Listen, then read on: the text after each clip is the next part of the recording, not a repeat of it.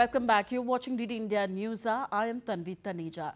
Tensions between Russia and Ukraine surged overnight as fresh strikes, power cuts and military responses rippled across the region.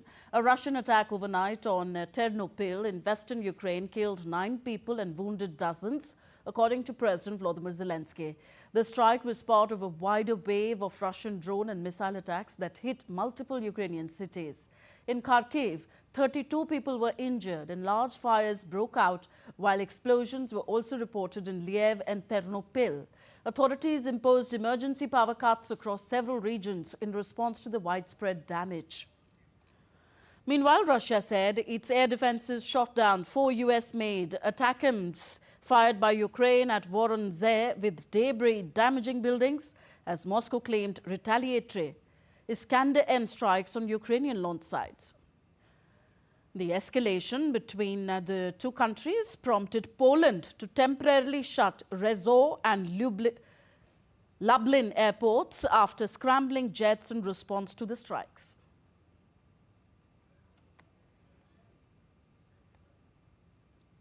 Now, amid all this, Ukrainian President Volodymyr Zelensky reached Turkey as part of an attempt to revive peace talks with Russia on how to end the conflict in Ukraine. Zelensky said that Ukraine will try to reactivate the diplomatic process to end the conflict. He added that he will discuss with Turkey's counterpart Recep Tayyip Erdogan on how to bring peace in Ukraine. The Kremlin, however, said that Russia would not be sending anyone to Turkey, and it was not immediately clear if there would be US participation in the talks.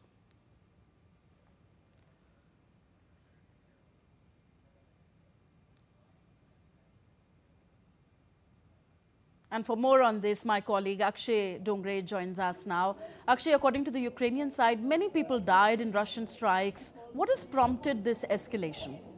Well, Tanvi, if we look at the entirety of conflict, we can see one thing quite clearly, visible from the beginning and even right now, that as far as the balance of power is concerned, it is overwhelmingly shifted towards Russia. Russia is a much powerful country than Ukraine. It has much more, much larger military, much more fighter jets, and other kind of equipment that it can deploy in any kind of warfare, in any kind of a conflict. It is also one of the largest nuclear power in the world. Has one of the largest stockpiles of nuclear weapons. So the balance of power was never there. Russia always had an edge as far as superiority is concerned in terms of technology, in terms of numbers.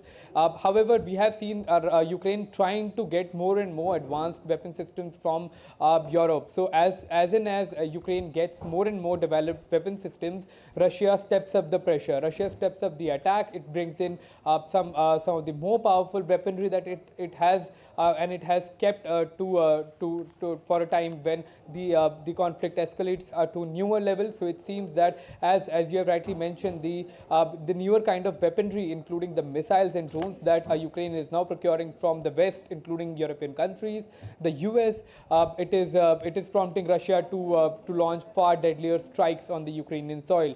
So it seems that as US and other European powers are providing more dangerous weaponry to Ukraine, and as Ukraine is daring to attack the inside cities of Russia, which it was only keeping reserved for the areas that are annexed by Russia, Russia is also forced to launch far deadlier strikes, and what we saw last night was an example of that. Okay, besides Ukraine, Poland also scrambled its fighter jets because of the escalation. Do you see the dangers of a spillover in this conflict now? Well, yes, absolutely. They have been there for quite a while. We have seen, NATO forces time and again issuing threats to Russia, be it on economic front or warfare front. But the kind of escalation that we are seeing now is unprecedented. It's dangerous at many levels. Countries like Poland that are also, are there just on the east, western side of Russia are getting dragged into the conflict time and again. The countries there not only are deploying more and more deadlier weaponry, they are also acting in self-defense, and this is one of the worst fears of this conflict, that if for even due to an accident NATO gets involved in the conflict, it is going to have far graver consequences for the entire of Europe and Russia. this conflict far from over right now. Thank you very much, Akshay, for all those updates and details.